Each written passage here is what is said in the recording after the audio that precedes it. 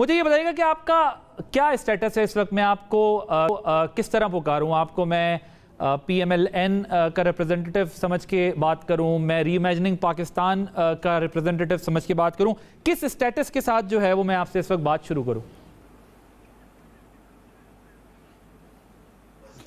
शुक्रिया आदिल भाई, और बहुत मुबारक हो आपको नए चैनल पे ये प्रोग्राम शुरू करने का। Thank you. आप तो मुझे मिफ्ता से ही पुकार लें तो बेहतर है, लेकिन मैं मुस्लिम लीग में भी हूँ, मैं रीइमेजिनिंग पाकिस्तान के अंदर भी कोशिश कर रहा हूँ, और मैं साबिक वज़ीर ख़जाना भी हूँ। तो ये तीनों चीज़ें जो हैं वो एकदम ठीक हैं। अच्छा, मुझे ये बताइएगा कि ये जो रीइमेजिनिंग पाकिस्तान है, ये हम देख तो रहे हैं, आप लोगों के जितने सेशंस हो रहे हैं और बड़ी ज़बरदस्त इसके अंदर डिबेट डिस्कशन हो रही है, पार्टी से आपने इजाज़त ली है या बगैर पार्टी की इजाज़त के ये सब कर रहे हैं? आदिल भाई, इसमें कोई ऐसी बात नहीं है जो हमारे पार्टी के ख़िलाफ़ हो। जब कोयटा में हमारा फंक्शन हुआ था तो हमारे पार्टी के सूबाई सदर जो बलूचिस्तान के हैं, उन्होंने भी आके तकरीर करी थी। जमाल शाह काकड़ ने भी तकरीर करी थी, दीगर पार्टी के लोगों ने भी तकरीर करी थी। हमने ये कहा है कि हम ये एक मल्टी पार्टीजन एफ़र्ट कर रहे हैं, पॉलिटिकल एफ़र्ट है, जिसमें हम तमाम स्टेक होल्डर्स से बात कर रहे हैं। हमने बलूचिस्तान में उन लोगों को आवाज़ उठाने की इजाज़त दी या आवाज़ सुनी जो उनको आमूमन हमको पाकिस्तानी मीडिया में जिनकी आवाज़ नहीं आती है। रीइमेजिनिंग पाकिस्तान में आप ठीक है, आप ये कहते हैं कि कोई सियासी जमात की बुनियाद नहीं बनेगी, लेकिन ये सियासी जमातों पे दबाव का बाइस बन रही है। आपकी ये मूवमेंट जो है, इसमें मुस्तफ़ा खोकर साहब भी हैं, इसमें शायद खाकान अब्बासी साहब भी हैं, और भी इसके अंदर जो लोग आप लोगों को ज्वाइन कर रहे हैं। एक शुबे का इजहार किया जा रहा है कि कोई बाइंडिंग फोर्स है, विदाउट एनी सपोर्ट इस तरह का अलाइंस बनना ज़रा मुश्किल होता है। Your take on.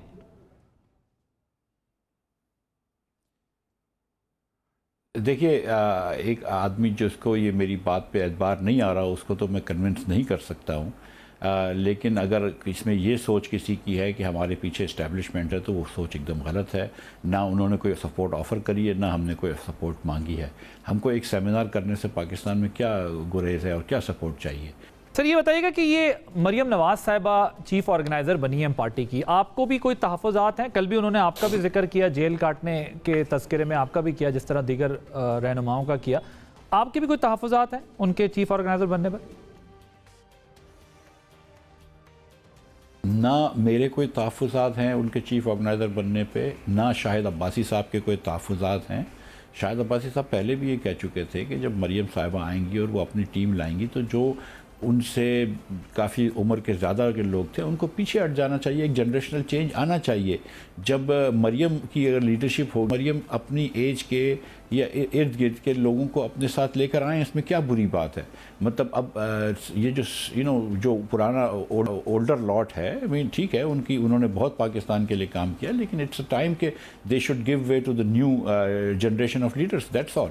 तो शाहिद भाई के जो रिजर्वेशंस थी, या जो रेजिग्नेशन था, वो इसलिए थी, कोई रिजर्वेशंस नहीं है। मरियम को स्पेस देना चाह रहे हैं कि वो काम करें, और मेरा कोई रिजर्वेशन नहीं है। Maryam obviously is very popular. आपका राब्ता हुआ है जब से वापस आई? नहीं, मेरा कोई राब्ता नहीं। और आपने खुद भी करने की कोशिश नहीं की? नहीं, कोई राब्ता नहीं हुआ, लेकिन कोई राब्ता नहीं हुआ। नहीं। ठीक। अच्छा, मुझे ये बताइएगा, मरियम साहिबा ने जो 5 के टोले का जो बयानिया बनाया, उन्होंने कहा कि ये 5 का टोला था जो सब मसला ख़राब कर रहा था। आप भी इत्तफाक करते हैं इस बयान से?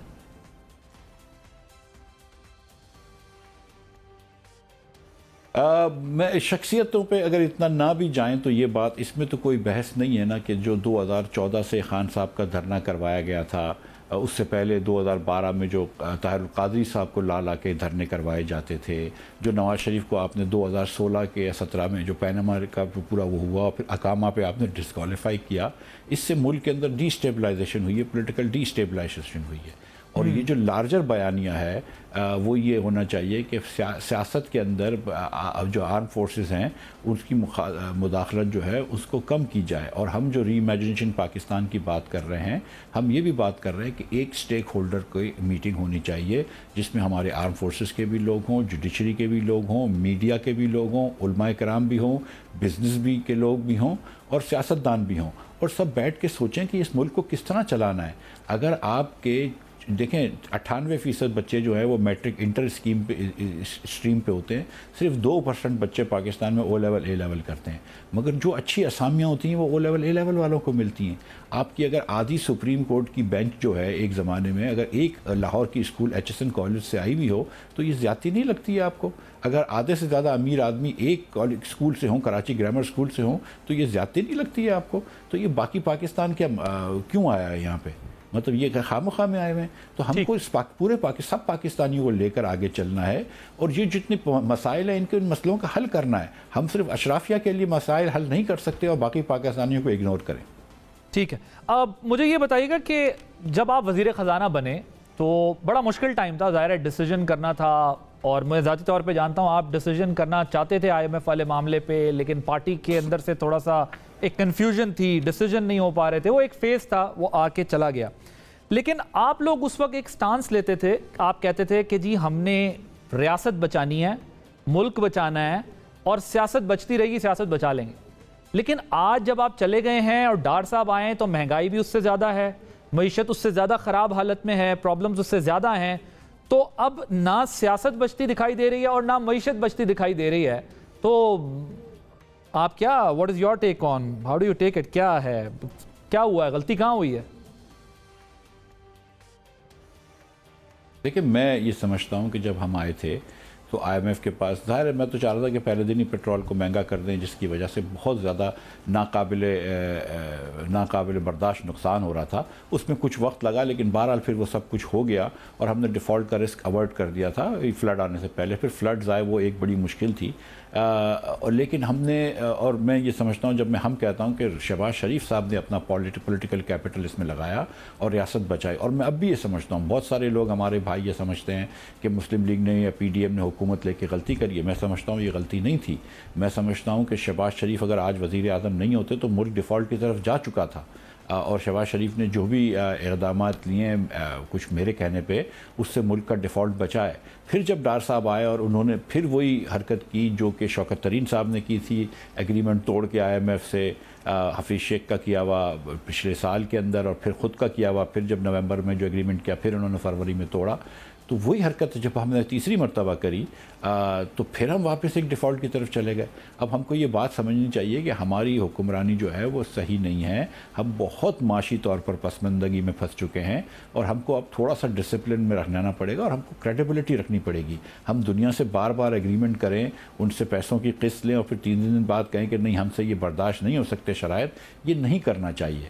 हमको अब कुछ अरसे तक कमर कसनी पड़ेगी और पाकिस्तान जो है वो एक मसाइल के उसमें फंस चुका है जहाँ पे हमको $100 अरब का कर्ज हो चुका है हमारे ऊपर, और ये हर साल $20 अरब वापस करने होंगे। तो हमको इसका कोई ना कोई हल निकालना होगा और उसका हल वहीं से शुरू होता है कि हम बेहतर हुक्मरानी करें।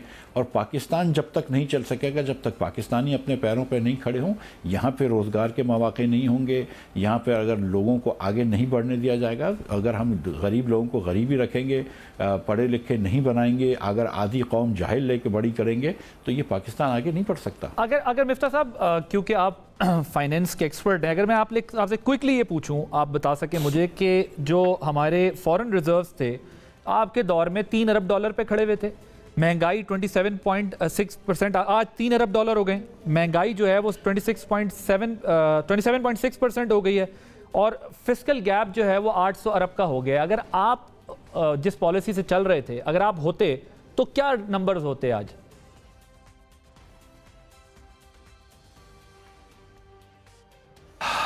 देखिए, मुझे इन्फ्लेशन का तो नहीं पता है, ये गैस करना बड़ा मुश्किल है। मुझे इतना पता है कि अगर अगर हम IMF का साथ नहीं छोड़ते और अक्टूबर के अंदर हम 9th रिव्यू की तरफ चले जाते और 9th रिव्यू कर लेते, तो ना सिर्फ IMF का प्रोग्राम हमारे साथ होता, और अगर हम ये करेंसी के अंदर अगर हम वो कुछ नहीं करते जो हमने किया, तो जो 1-1.5 बिलियन हमको पैसे मिलने थे रेमिटेंस के एक्स्ट्रा हमें मिल जाते, एक्सपोर्ट के 1-1.5 बिलियन मिल जाते, और जो 2-3 बैंकों ने अपने पैसे विड्रॉ कर लिए, शायद वो ना करते। पता नहीं, अब ये तो अल्लाह ही जानता है कि ये ना होता तो क्या होता। लेकिन मेरा ये ख्याल है कि उस वक्त ऐसा लग रहा था कि हमने इन चीज़ों को अवॉइड कर दिया है और डिफ़ॉल्ट को पीछे रख दिया है, और अब मैं समझ रहा था कि जो रुपए डॉलर की जो डिमांड पाकिस्तान में हो गई है आजकल, जहाँ पे लोग होर्ड करते हैं, लोग चीज़ सोचते हैं कि यार डिफ़ॉल्ट ना हो जाए इसलिए पाकिस्तानी रुपए को छोड़ के वो डॉलर ख़रीद रहे हैं, ज़मीनें नहीं ख़रीद रहे डॉलर ख़रीद रहे हैं, कारोबार में नहीं लगा रहे डॉलर या सोना ख़रीद रहे हैं, वो शायद ना होता तो उससे मईशत की हालत कुछ बेहतर होती। लेकिन बहरहाल, लेकिन अब भी मैं ये समझता हूँ कि IMF यहाँ पर पाकिस्तान में मौजूद है, ये बड़ी अच्छी बात है। IMF से इंशाल्लाह एग्रीमेंट कर लेंगे तो तमाम वो चीज़ें जो मैं सोच रहा हूँ इंशाल्लाह वो अच्छाई की तरफ चले जाएंगे।